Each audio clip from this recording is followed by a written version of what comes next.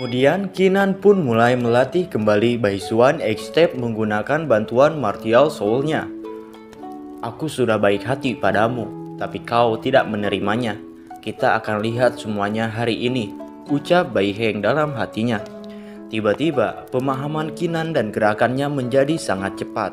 Sedikit demi sedikit dia mulai menguasai Baisuan X-Step tingkat tinggi sepenuhnya. Sehingga Bai Heng dan Xiao Qingsu terkejut dibuatnya. Waktu berlalu, setelah Kinan melepaskan jiwa God of War, pemahamannya meningkat beberapa kali lipat dan semua yang sebelumnya tidak jelas menjadi jelas. Misteri dari Baisuan X-Step muncul di benaknya dan dia benar-benar memecahkannya. Jadi begitu, aku mengerti yang disebut Baisuan X-Step itu mengacu kepada 100 gerakan kaki digabungkan menjadi 8 langkah. 8 langkah ini diarahkan dalam 8 posisi dan setiap posisi ini semuanya adalah satu langkah, ucap Kinan. Setelah Kinan memahami apa itu Baisuan X-Step, ia pun dengan mudah menguasai Baisuan X-Step tingkat tinggi sepenuhnya. Haha, bagaimana? Apa kau mendapatkan pencerahan, Senior Bai Heng? Ucap Kinan kepada Bai Heng dengan senyuman. Bai Heng tidak percaya jika Kinan mampu menguasai Baisuan X-Step kurang dari 9 hari. Xiao Qingsu juga sangat terkejut dengan apa yang terjadi. Kinan, apa yang terjadi? Setelah kau melepaskan martial soulmu, apakah pemahamanmu meningkat pesat? Tanya Qingsu. Itu karena martial soulku bisa membantu memahami seni bela diri, jawab Kinan. Jadi begitu. Kemampuan martial soulmu itu bukan masalah yang kecil. Kau harus menggunakan lebih banyak waktumu untuk martial soulmu karena dengan bakatmu, jika kau cukup mempelajari seni bela diri, kau bisa membuat seni bela diri yang kuat, ucap Qingsu lagi.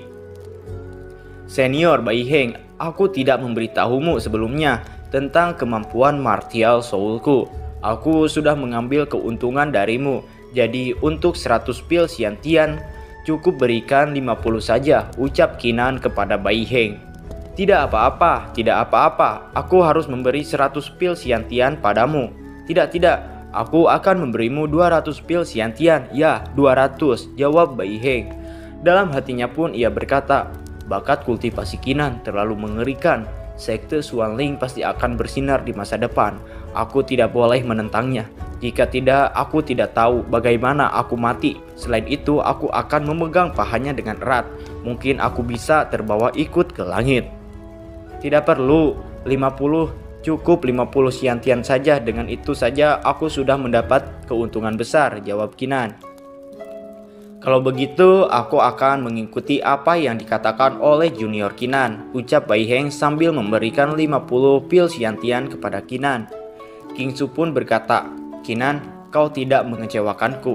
Dalam kompetisi besar kali ini, kau pasti akan mendapatkan peringkat yang bagus. Kinan pun bertanya, kompetisi besar apa itu? Bai Heng pun kemudian menjelaskan, Tuan Muda Kinan, kompetisi besar itu adalah sebuah kontes antara murid baru setelah Sekte Xuanling merekrutnya.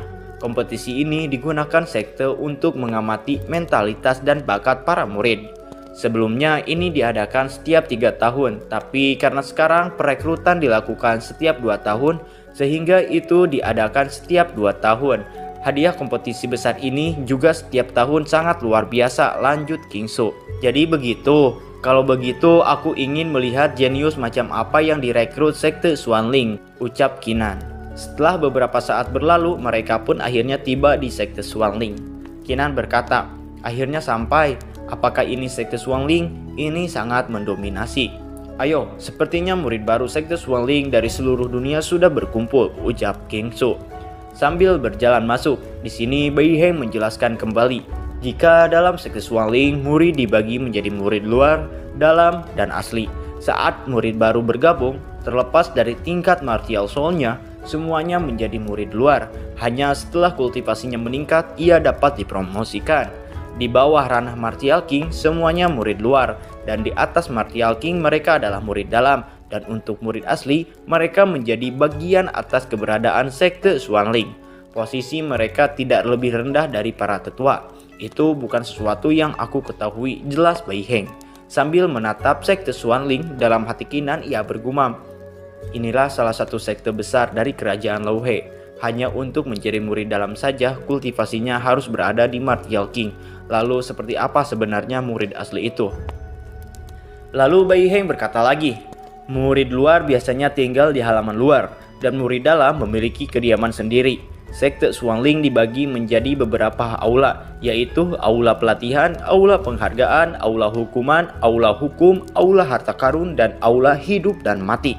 5 aula pertama bisa dimengerti dari namanya, tapi aula hidup dan mati ini berbeda. Apa bedanya? Jawab Kinan.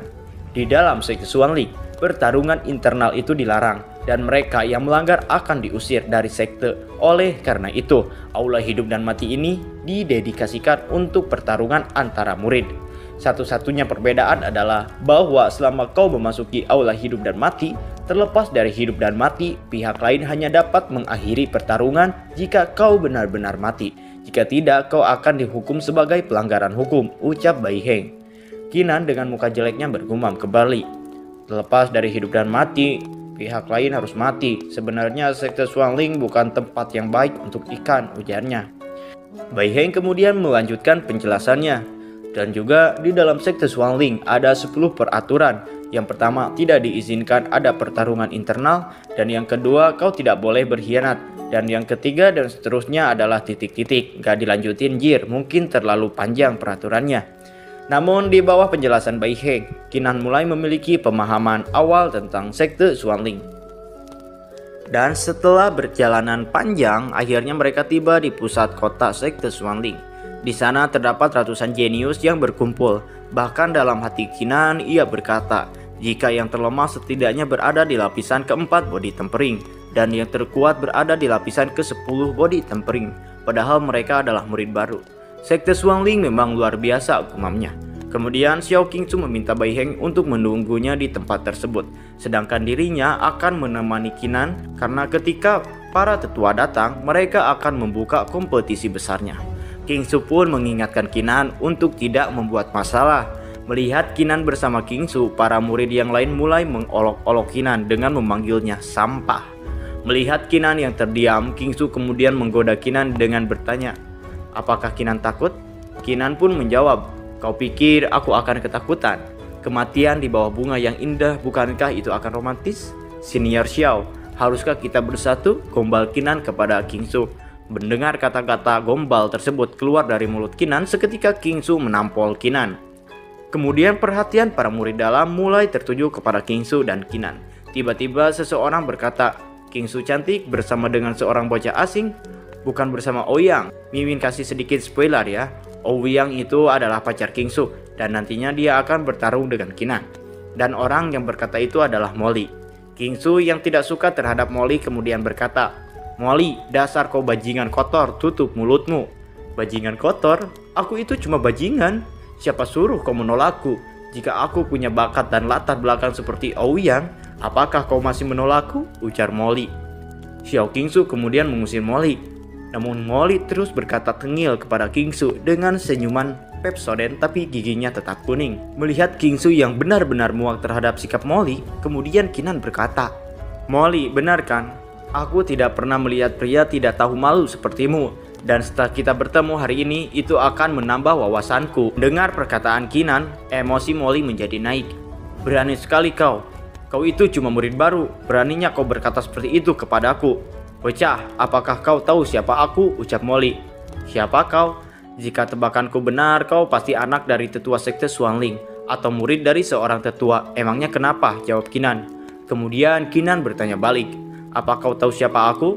Molly sedikit terkejut dan bertanya, Kau siapa? Dengan rasa penuh percaya diri, Kinan berkata, bersihkan telingamu dan dengarkan namaku. Namaku adalah Kinan, dan aku berasal dari kerajaan Lauhe. Aku ditemukan oleh senior Qingsu dan direkrut menjadi murid dari sekte Xuanling. Dengan kata lain, aku adalah murid sekte Xuanling. Semua orang yang mendengarnya dibuat emosi oleh Kinan, karena mereka pikir jika Kinan adalah murid asli. Kau berani bermain-main denganku? Sayang sekali, kau benar-benar tidak mengetahui ketinggian Kinan. Apakah kau pikir menjadi murid sekte Xuanling itu akan menjadi tidak terkalahkan? Aku beritahu, semuanya baru dimulai. Yang terbaik adalah kau memberikan poin penting. Jika tidak, kau tidak tahu bagaimana kau mati, ujar Molly. Molly, kau berani mengancam Kinan? Aku beritahu, Kinan adalah orang yang aku bawa ke Sekte Swanling. Jika kau berani macam-macam padanya, aku akan memberimu pelajaran, bentak Kingsu. Kemudian Molly pun berkata lagi, hehe, aku tidak mengancamnya. Kinan ini adalah murid barumu, lapisan kelima body tempering, sepertinya dia hanya sampah. Kebetulan, aku juga menemukan seorang jenius kali ini. Kau akan bertemu dengannya saat kompetisi besar. Aku akan menyuruh dia memberi sedikit pelajaran kepadamu. Setelah berkata seperti itu, Molly pun pergi meninggalkan mereka. Kemudian Kingsu memberitahu Kinan jika Molly adalah putra tetua ketiga Sekte Swanling. Walaupun dia hanya memiliki martial soul level Huang tingkat 7, tapi kultivasinya hampir sama dengan Kingsu. Dan Molly adalah orang yang kejam. Dia tidak akan segan-segan untuk balas dendam dan mengejar orang yang sudah menyinggungnya. Kinan pun menjawab, Senior Kingsu, di dunia seni bela diri, jika kau terlalu berhati-hati, itu tidak akan sempurna dan tidak akan mencapai hal-hal besar. Selain itu, aku tidak bisa melihat dia menindasmu. Meskipun dia adalah putra dari tetua Sekte Swanling, aku tidak akan pernah takut terhadapnya. Jika aku punya kultivasi yang cukup, aku tidak akan berperilaku seperti barusan. Tapi aku akan langsung membawanya ke aula hidup dan mati, ucap Kinan. Kingsu pun tersenyum kepada Kinan dan berkata, Junior Kinan, aku pikir merupakan hal yang baik bisa mengenalmu. Tiba-tiba tempat tersebut diselimuti aura membunuh yang sangat kuat.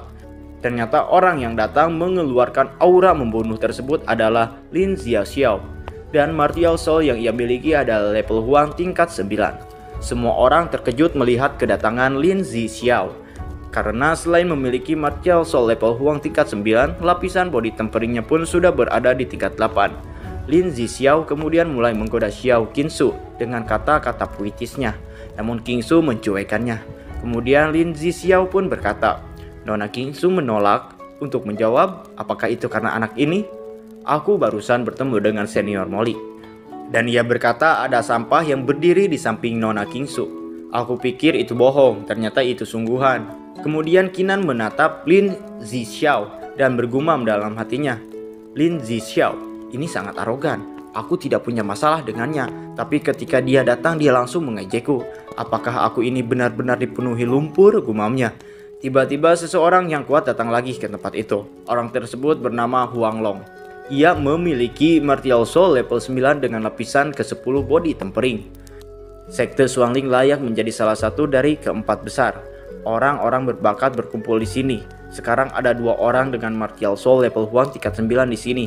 Dan ini baru di permukaan. Tidak ada yang tahu berapa banyak jenius tingkat atas dengan martial soul level Huang tingkat 9. Lalu tingkat 8, gumam Kinan kembali. Kemudian Kinan tersenyum kecil. Ia berpikir jika ini lebih baik dan membuat dirinya semakin tertarik. Karena banyak jenius yang kuat, dirinya ingin bersaing dengan mereka dan mencapai puncak Sekte Swanling. Huang Long, aku baru saja melepaskan martial soulku. Untuk apa kau meniruku? Ucap Lin Xiao kepada Huang Long. Haha, pria yang kalah jangan terlalu berisik. Jika kau tidak terima, ayo kemari. Kakek Huang Long ini akan menamparmu sampai mati, jawab Huang Long. Lin Xiao pun termakan provokasi dari Huang Long. Kemudian dia melirik ke arah Kinan dan mencoba mengadu domba Huang Long dengan Kinan dengan berkata, Huang Long, kultivasimu lebih kuat dariku, aku akui itu. Tapi jangan berpikir kau bisa sombong di sini. Aku beritahu, Kinan yang ada di samping Nona Kingsu bahkan tidak menatapkan Senior Molly di matanya. Dia juga jenius tingkat atas. Lin Xiao ini benar-benar tidak tahu malu. Dia menggunakan kata-katanya untuk memprovokasi Huang Long agar menekanku dan mengatasi rasa malunya, ucap Kinan dengan pandangan tajam menatap Lin Xiao. Huang Long menatap ke arah Kinan dan berkata, oh, bahkan Molly tidak layak di matanya. Seberapa kuat dia? Ternyata cuma lapisan 5 body tempering. Itu cuma sampah yang tidak tahu langit dan bumi. Lin Xiao tersenyum licik karena rencananya berhasil untuk memprovokasi Huang Long. Sampah. Ini baru 20 hari setelah aku membangkitkan martial soulku. Bahkan jika itu kau Huang Long, kau tidak layak menyebutku sampah, gertak Kinan dengan mengeluarkan auranya. Para pemain bayaran yang ada di sana terkejut mendengar perkataan Kinan. Kemudian mereka berkata, 20 hari, dia mencapai lapisan kelima body tempering dalam 20 hari, dan dia juga memiliki niat pedang. Kinan ini bukan orang sederhana. Dalam 20 hari kultivasinya sudah mencapai lapisan ke-5 body tempering dan martial soul-nya setidaknya pasti berada di level Huang tingkat 8. Selain itu, niat pedangnya yang ia keluarkan setidaknya sudah mencapai integrasi manusia pedang. Pantas saja anak itu ditemani senior Kingsu secara pribadi. Sekarang aku mengerti mengapa Kinan sangat berani, ujar mereka. Itu benar, bakat seperti ini jauh lebih baik daripada jenius level Huang tingkat 8 lainnya. Aku tarik kembali kata-kataku barusan. Kau memang bukan sampah, kau punya sedikit kemampuan, ucap Huang Long setelah mendengar dan melihat perkembangan Kinan. Namun si Lin Zixiao terus membacot sombong. Lapisan ke-5 body tempering, memangnya kenapa dengan integrasi manusia pedang? Itu tidak ada bedanya dengan sampah. Untuk berurusan dengan sampah seperti ini, aku hanya membutuhkan satu tangan.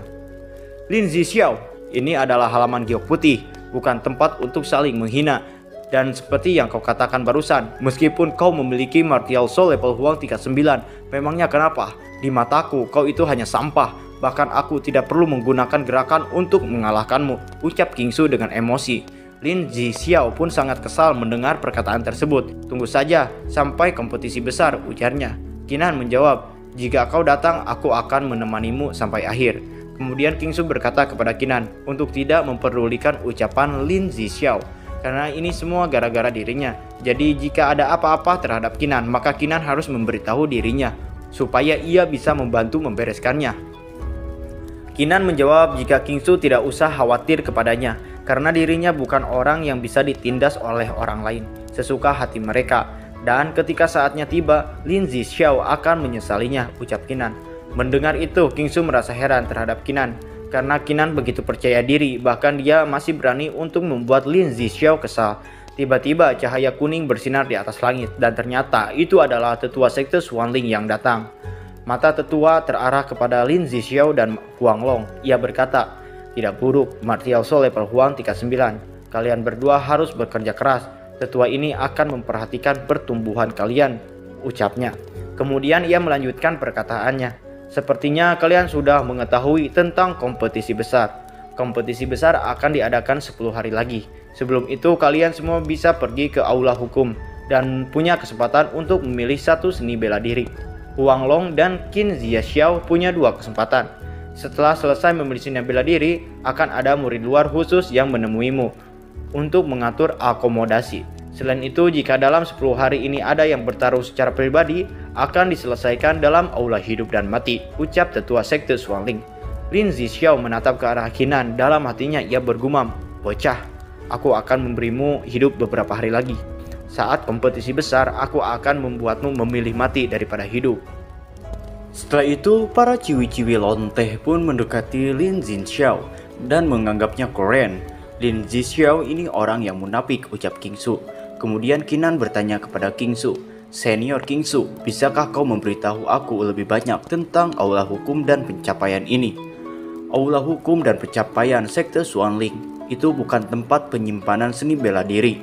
Kau juga bisa menemukan catatan kultivasi yang ditinggalkan oleh kultivator kuat di sekte Xuanling. Itu sangat berharga dan untuk aturannya, kau akan mengetahuinya saat kau masuk ke sana, jawab Kingsu. Kemudian Kinan bergumam, catatan kultivasi yang ditinggalkan kultivator kuat? Kinan, dasar kultivasimu saat ini masih terlalu lemah. Kau seharusnya tidak terlalu fokus pada seni bela diri. Kau harus meningkatkan dasar kultivasimu. Untuk perjalanan ke aula hukum dan pencapaian ini, ingat bahwa kau harus keluar dalam 5 hari. Aku akan menunggumu di luar, ucap Kingsu lagi. Jangan khawatir Kingsu, aku akan kembali dalam 5 hari, jawab Kinan. Beberapa saat kemudian Kinan pun telah sampai di aula hukum dan pencapaian. Apakah ini aula hukum dan pencapaian? Ucap Kinan. Dan setelah berjalan masuk, Kinan bertemu dengan penjaga aula hukum dan pencapaian. Melihat aura dari penjaga tersebut yang sangat kuat, dalam hati Kinan ia berpikir, jika orang tua ini memiliki kultivasi yang lebih tinggi dari tetua sekte Xuanling. Kemudian Kinan pun memberikan salam kepada orang tua itu. Murid Kinan memberi salam pada tetua, ucapnya, aku bukan tetua, aku hanya orang tua biasa. Kau bisa memanggilku Pak Tua Shan lain kali. Kau Kinan kan? Tidak terlalu buruk untuk anak muda, cepat masuk, jawab Pak Tua Shan. Kemudian setelah Kinan berjalan masuk ke dalam aula, Tetua Shan bergumam dalam hatinya, anak yang menarik. Dia bisa merasakanku meski hanya berada di lapisan 5 body tempering. Menarik, sangat menarik, gumamnya. Kinan pun sudah masuk di lantai pertama aula hukum dan pencapaian. Melihat puluhan ribu buku seni bela diri, mata Kinan langsung berbinar. Setidaknya ada puluhan ribu seni bela diri di lantai pertama ini. Catatan kultivasi macam apa yang bisa kita temukan di lantai kedua, lantai ketiga, keempat, bahkan ke-8, ucapnya. Kemudian Kinan pun mulai melihat-lihat buku seni bela diri yang ada di tempat itu. Namun setelah beberapa saat mencari, ia tidak menemukan buku seni bela diri yang cocok untuk dirinya. Walaupun banyak sekali buku seni bela diri Supreme yang kuat. Tiba-tiba Lin Zixiao datang dari arah belakang dan berkata, "Aku pikir siapa? Bukankah ini Kinan? Sepertinya kita ditakdirkan untuk bertemu. Bertemu lagi setelah baru saja meninggalkan halaman," ucapnya. "Jadi itu kau, Lin Zixiao. Apa kau punya masalah? Jika tidak, tinggalkan aku sendiri," jawab Kinan. Mendengar jawaban Kinan yang tidak menghargai dirinya, Lin Zixiao menjadi kesal. "Sampah ini berani bicara kepadaku seperti itu. Jika pertarungan pribadi tidak dilarang di sini, aku pasti sudah membunuhnya," ucapnya dengan kesal. Kemudian dia mencoba memprovokasi Kinan dengan berkata, "Kenapa? Apakah kau takut? Bukankah tadi kau sangat percaya diri? Aku pikir kau punya sesuatu di tanganmu. Ternyata kau bukan apa-apa tanpa perlindungan Xiao Qinzu. Sepertinya kau itu cuma sampah," ujarnya. Kinan pun menghentikan langkah kakinya dan berkata, "Lin Zixiao, apakah yang kau bisa itu cuma membuli orang lain? Saat Xiao Qinzu melepaskan amarahnya, kau malah ketakutan. Apa layak pengecut sepertimu bicara begitu padaku?" Kinan mencoba memprovokasi balik Lin Zixiao, dan Lin Zixiao pun termakan provokasi Kinan. Dengan nada tinggi penuh emosi, ia berkata, "Kinan, kau cuma sampah di mataku. Siapa yang memberimu keberanian bicara seperti itu kepadaku?" "Apakah pengecut sepertimu lebih baik daripada sampah?" tanya Kinan kembali. Karena emosi Lin Zixiao sudah tak terbendung, dia pun menyerang Kinan. "Kau cari mati?" Namun serangan tersebut digagalkan oleh Tetua Shan. "Tidak boleh ada keributan di dalam aula," bentaknya. Lin Zixiao pun menghentikan serangannya. Lalu Pak Tua Shan berkata lagi, "Jika kalian punya konflik satu sama lain, kalian bisa memilih mengadu bakat seni bela diri kalian untuk menentukan pemenangnya. Jika kalian tidak berencana melakukannya dan terus membuat keributan di sini, kalian akan dianggap melanggar peraturan dan akan dikeluarkan dari aula," ancam Tetua Shan. "Pak Tua Shan, apa maksudnya mengadu bakat bela diri yang kau sebutkan barusan?" tanya Kinan kepada Tetua Shan.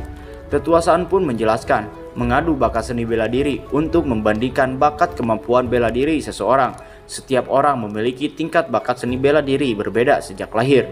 Di aula kami ada batu laut bulan sabit yang mana bisa mendeteksi bakat kemampuan seseorang, jawabnya. Kemudian Lin Zixiao berkata, "Kinan, bukankah kau bersikap sombong barusan? Bagaimana jika kita mengatasi masalah ini dengan mengadu bakat bela diri? Tentu saja aku tidak memaksa karena kau itu cuma sampah. Aku mengerti kalau bakat bela dirimu itu juga sampah," ucap Lin Zixiao.